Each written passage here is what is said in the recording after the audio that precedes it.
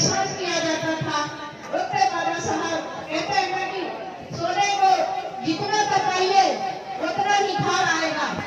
बाबा साहब को जितना परेशान किया बाबा साहब उतना ही आगे बढ़ते जाते थे। तो बाबा साहब ने सारी लड़ाई लड़ी है शिक्षा की बात बोला। मैं कहूंगी कि आप लोग शिक्षा में जोर दीजिए, अपने बच्चों में किसी भी स्थिति में रहिए, बच्चों को स्कूल जरूर भेजिए, क्योंकि कोरोना काल में जो हमारे बच्चे स्कूल छोड़ दिए, जो कॉलेज छोड़ दिए, वो शायद कभी मुड़ के देखे नहीं। तो हमारी शिक्षा पीछे चली गई है और हमारी सबसे मजबूती शिक्षा है, जो कि बाबा साहब ने कहा है। बाबा साहब के बाद देखिए बाबा साहब ने इतना संघर्ष किया था, लेकिन फिर भी मनोबात जो होता है उसकी सोच इतनी गंदी है कि बाबा साहब को भी दबाने की कोशिश किए थे, लेकिन उनके बाद जो है कि उसका प्रेम जानना उनका बड़ा था। लेकिन उसके बाद महात्मा कांशीराम आए, वो व्यक्ति बाबा साहब का इतिहास गाँव-गाँव करके पहुंचा दिए, घर-घर करके पहुंचा दिए।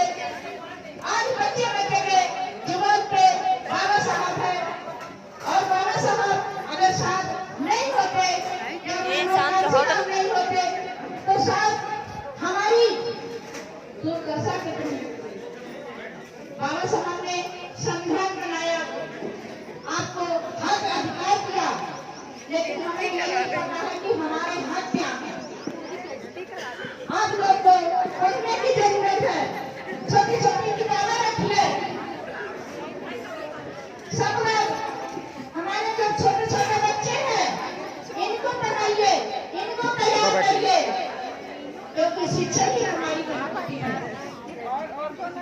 महात्मा कांशीराम ने उन्होंने पूरे समाज के लिए नौकरी को लात मारी थी। जब नौकरी करते थे अच्छे से रह सकते थे, लेकिन नहीं, जब नौकरी छोड़ दिए तो पैसे पैसे के मोहताज हो गए। साइकिल चला चला के समाज में जगाने का काम किया, नंगे पैर उन्होंने चले समाज को जगाने के लिए।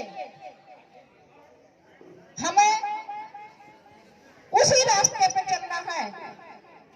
आज जितने लोग यहाँ पे इकट्ठा हुए हैं, मुझे ये यकीन है कि बाबा साहब का कारवा, मानवर कांशीराम का कारवा आप लोग के समझ में आया है, तभी इस बारिश होते हुए आप लोग यहाँ पे इकट्ठा हुए हैं। मुझे बहुत अच्छा लगा। सुबह का टाइम ऐसा लग रहा था कि हमारी मेहनत खराब होगी, कैसे लोग यहाँ पहुंचेंगे, लेकिन जिनके जो कि दिल में बाबा साहब है, मानवर कांशीराम है, समाज है, उसके जुनून को कोई नहीं रोक पाएगा। तो हमारे मानवर कांशीराम समाज में जाते थे, जब उनकी साइकिल पंचर हो जाती थी तो वो पैदल जाते थे, खाने के नहीं होता था बैठ जाते थे, नीचे बैठ जाते थे, सूखी रोटी खा लेते थे।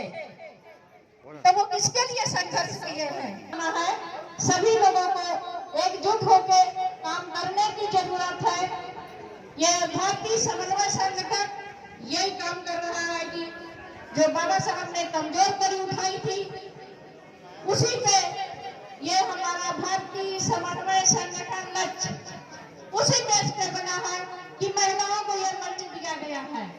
आप लोग अच्छे से जान लीजिए, अभी मैं 10-15 साल पहले महिलाएं मंच में नहीं दिखती थी, कहीं एक का दुक्का महिलाएं दिख जाती थी।